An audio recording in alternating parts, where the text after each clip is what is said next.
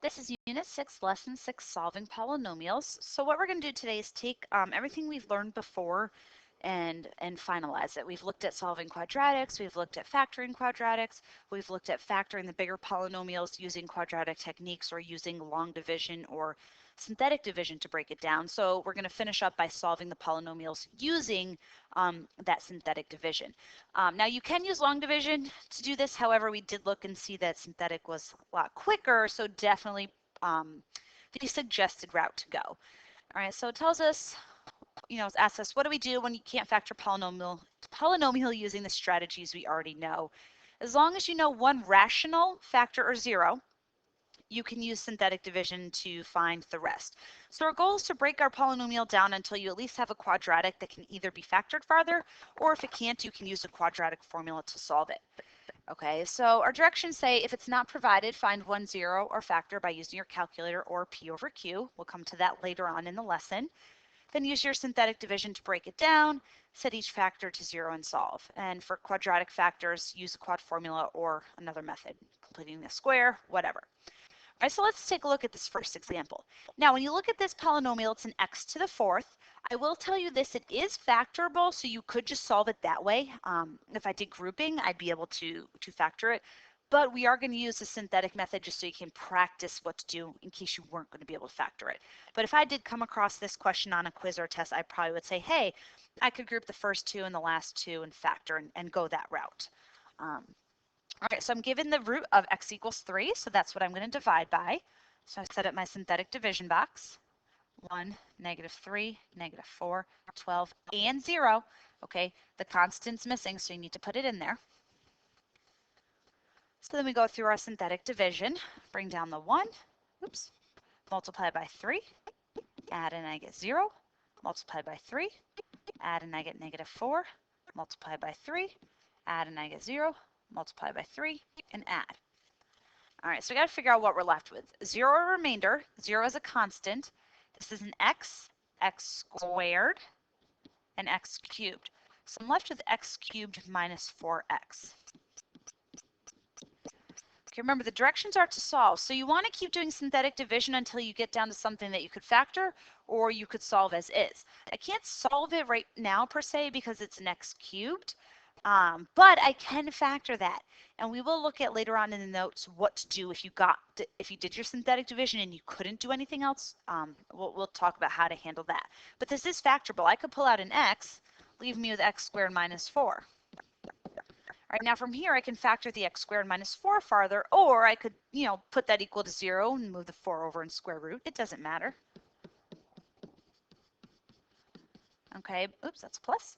But when I solve, I have x equals 0, x equals 2, x equals -2, and x equals 3. Remember that was given, so if I'm asked to list all of the roots, I do want to make sure I include any roots that are given, or if I find one on my calculator or P over Q, that I indicate that that is a solution as well. So those are my 4 roots. All right, looking at example number 2 is also an x to the fourth, so I expect 4 answers. Looking at it though, it's not factorable. First of all, I have 5 terms, so grouping won't work. Can't use my quadratic techniques. So what's different about this one though is it tells us I'm given x plus 1 multiplicity of 2. So we're going to use that in just 1 second. So let's start with our synthetic division. If x plus 1 is a factor, that means that -1 is my root. We're going to come back to the multiplicity thing in just a moment.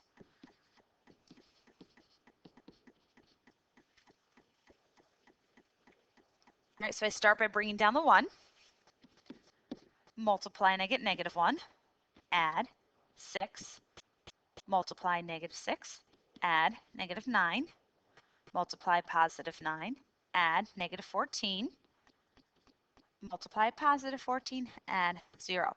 And it's super important that you do get a remainder of 0 because remember we're saying that what I'm dividing by is a root, therefore it should not have a remainder. Okay, so I'm left with, let's see what this is. Here's my remainder constant x squared. So I've got x cubed plus 6x squared minus 9x minus 14. So I've got an x cubed left, so I'm not done because I know I can't solve that. So is it factorable like we were able to do in number 1? No, it's not. If I group, I'm not going to be able to factor that. Okay, if I pull out the GCFs, I'm not going to have the same leftovers. So what do we do then? Because you need to break this down into an x squared or something that you can factor by hand.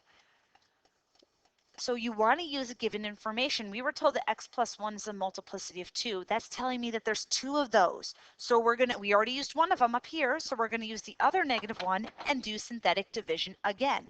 So we're going to break it down. We're dividing out the factor again, okay?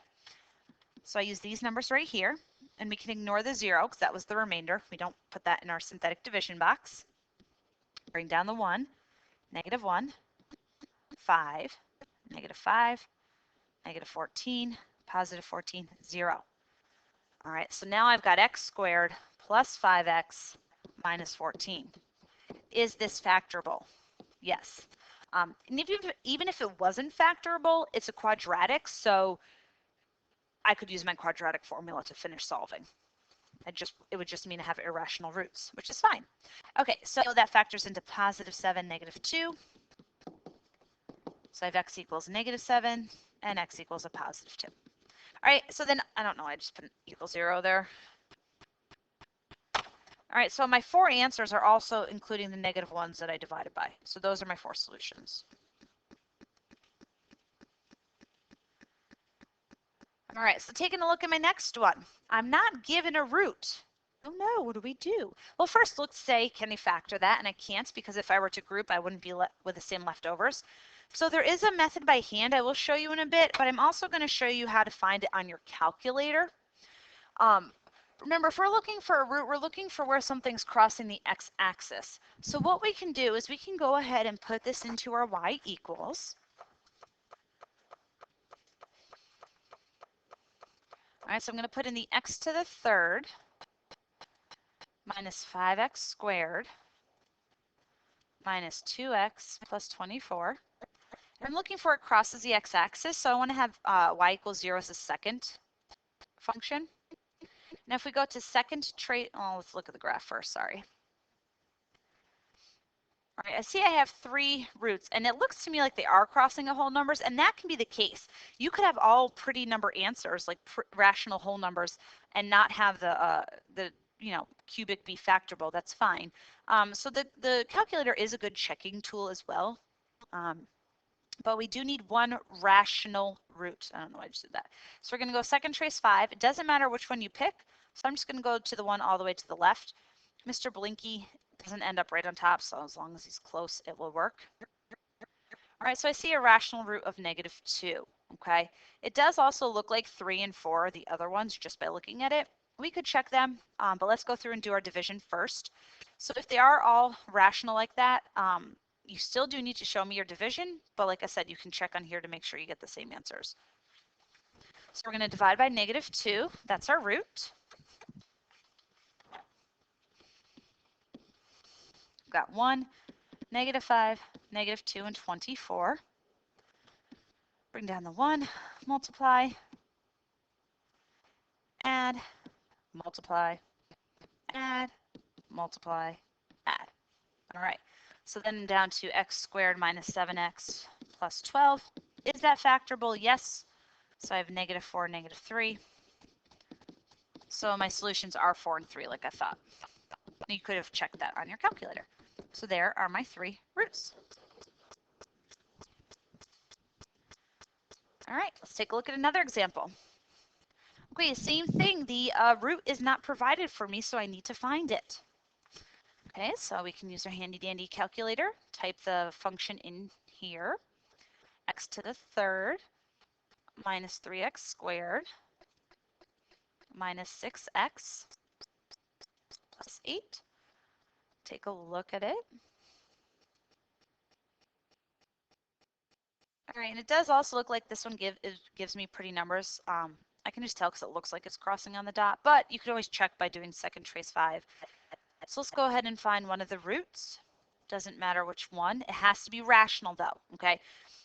If it's a decimal that doesn't have any pattern and it doesn't terminate, then it's irrational and you can't use that to divide by in synthetic division. It won't work. Okay, so I have -2 again. I just threw my pen on the ground, in case you're wondering. Okay, so I've got -2 1, negative 3, negative 6 and 8. Bring down the 1, multiply, add, multiply, add, multiply, and add. All right, and is what I'm left over with factorable? Yes. Once again, if that was not factorable, as long as it's a quadratic, you can still solve it. Use your quad formula. So it factors into negative 4 and negative 1. So my 3 roots are the negative 2, positive 4, and positive 1.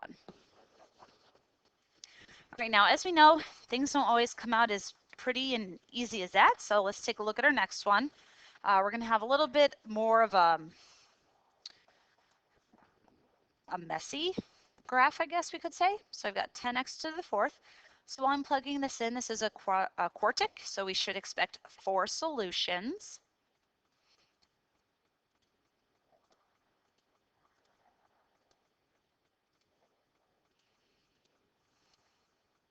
Sorry. 3x to the 3rd, and look what I was doing. Minus 29x squared plus 5x.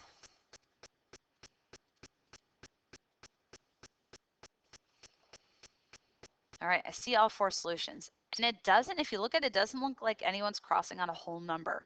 Okay, so we can have fractions and decimals, guys. They just have to be pretty numbers. Pretty fractions, meaning they don't have, they're non-repeating. No, they're non, you know what I mean. All right, so let's find this first one. So I've got negative 1.5. So that's rational. I can divide by it. Let me show you what a non-rational one looks like so you can see. All right, so I go up. This one's not rational. I just remember from looking at it before. All right, see how that's not a decimal that I can divide by? There's no pattern. It doesn't end. I cannot write it as a fraction. Okay, so that's going to be an irrational one. So all that means is I'm going to have to get it by solving, probably using the quadratic formula. I'm not going to be able to divide by it. All right, so we had negative 1.5. So you can use that as a fraction or a decimal. When we did synthetic division in class, it said use a fraction because we have to make sure to divide by the denominator at the end. You don't necessarily have to do it as you're in the solving phase. We'll take a look at that. 10, negative 3, negative 29, 5, and 12. Bring this down, gives me 10. Multiply, that's negative 15. Add a negative 18. Negative 18 times negative 1.5 is positive 27. Add, and it's negative 2. Multiply, that's 3, 8, negative 12. Phew, that worked out. Okay, so as you can see, it's not simplified. I could divide all of these by a factor of 2. But let's take a look at what we're given right now to see if we can factor this at all, besides pulling a 2 out. We know we could pull a 2 out, but I've got 10x cubed minus 18x squared minus 2x plus 8. So even if I didn't take a 2 out of everything in the beginning, I just want to show you that it isn't factorable past that point. Because if I pulled a GCF out here, I'm taking out a what, 2x squared, which leaves me with 5x minus 9. And here I could take out a negative 2, leaving me with x minus 4.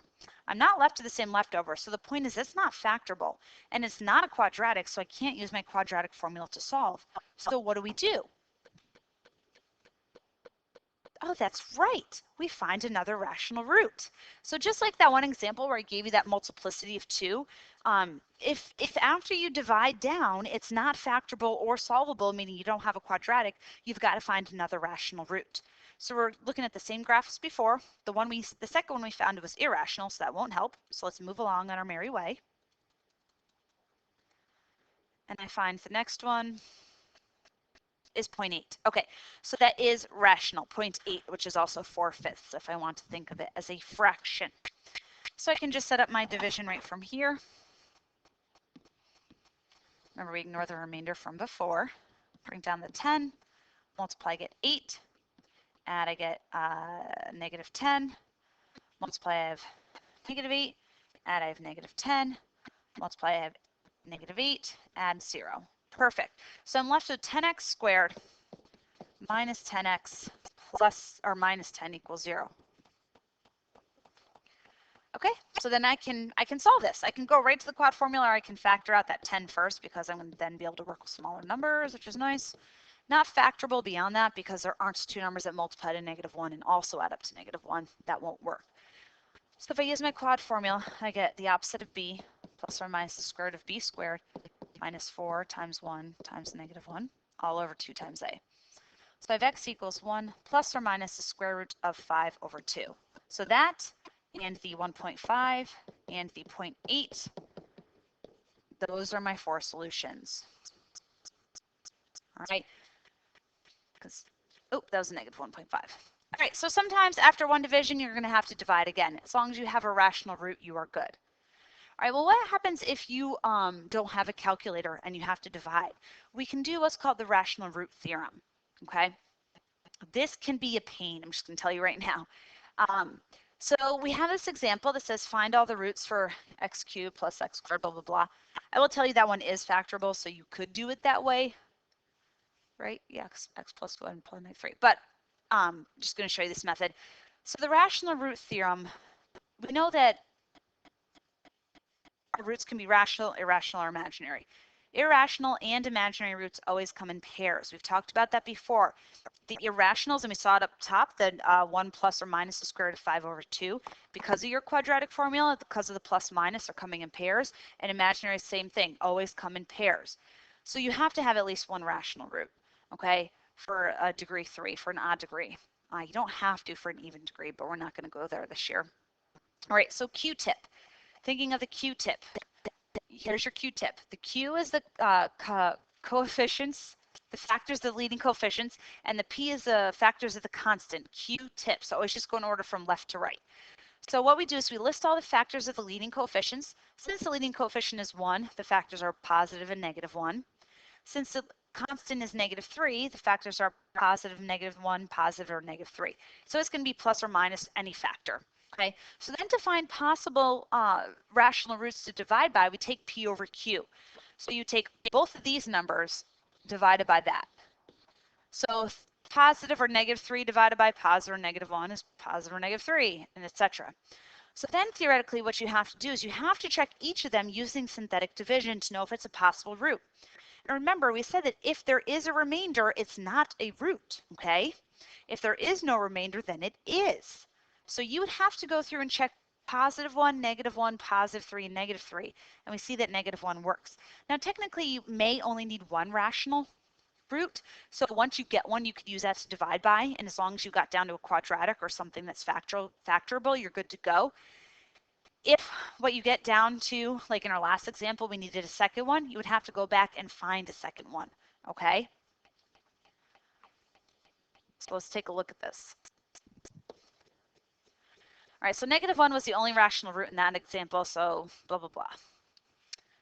All right, right here is just a reminder to you about the irrational root theorem and imaginaries. They always come in pairs. So let's take a look at this example right here, and let's practice some P's and Q's. So you're given this cubic right here. What is the total number of complex roots that you could get? Since it's an x to the third, you can have 3, because remember, all numbers are technically complex. What's the number of possible imaginary roots? Imaginaries come in pairs. So if there's 3 total roots, you can get either 0, none are imaginary, or 2. There's no way to have 1 or 3 imaginary roots because imaginaries come in pairs. All right, well, let's say you have 0 imaginaries. So that means you're going to have 3 reals. Or if you have 2 imaginaries, you have 1. Okay. Now our possible rational roots for P over Q. So our Q is our leading coefficient. So the Q here is a plus or minus 1. The P are the factors of the constant. So 1, 2, 3, and 6. Those are all the factors of 6. So you can see why having to go through and check these using synthetic division could be a pain. What if your last number was like 24? That's a lot of factors. Ugh. Okay, so my P over Q is going to be, since I'm just dividing by 1, it's just plus or minus 1, plus or minus 2, plus or minus 3, and plus or minus 6. All right, our next example, it's also a cubic, so 3 possible roots. How many are imaginary? Either 0 or 2. Possible reals are going to be 1 or 3. Okay, my Q factors, since that's a 1, is plus or minus 1. My P, it's an 8, so it's going to be plus or minus, oh, I don't know what I'm doing, sorry. Plus or minus 1, 2, 4, or 8. So P over Q is just going to be 1, 2, 4, or 8. And once again, if you did not have a calculator to help you find a rational root, you would have to divide P over Q and check them using synthetic division. All right, and that is all for today. This was a long one, sorry.